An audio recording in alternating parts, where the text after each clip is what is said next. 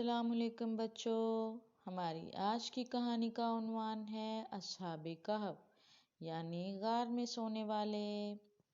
ایک دفعہ کا ذکر ہے کہ کسی دور دراز ملک میں کچھ نوجوان رہتے تھے جو اللہ کو بہت پیارے تھے اور وہ بھی اللہ سے بہت پیار کرتے تھے۔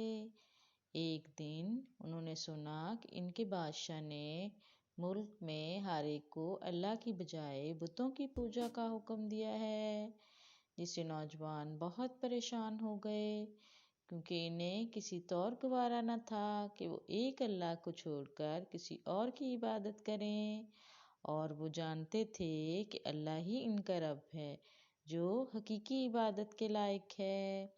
چنانچہ انہوں نے اپنے گھروں کو چھوڑ کر غار میں چھپنے کا ارادہ کر لیا، اس امید پر کہ اللہ انہیں بادشاہ کے ظلم سے محفوظ رکھے گا، اور انہوں نے اللہ سے دعا کی کہ اے اللہ ہمیں بادشاہ کے ظلم و ستم سے اور بتوں کی پوجا سے بچا لے۔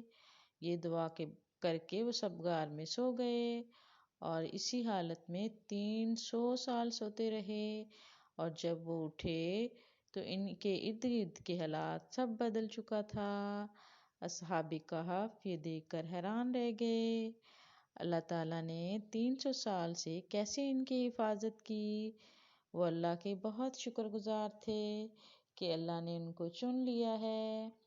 پیارے بچوں، اصحاب کہف کی کہانی سے ہمیں پتہ چلتا ہے کہ اللہ ہمیشہ اپنے بندوں کے ساتھ ہوتا ہے، اور اگر ہم اس پر بھروسہ کریں تو ہمیشہ ہمارا ساتھ دے گا۔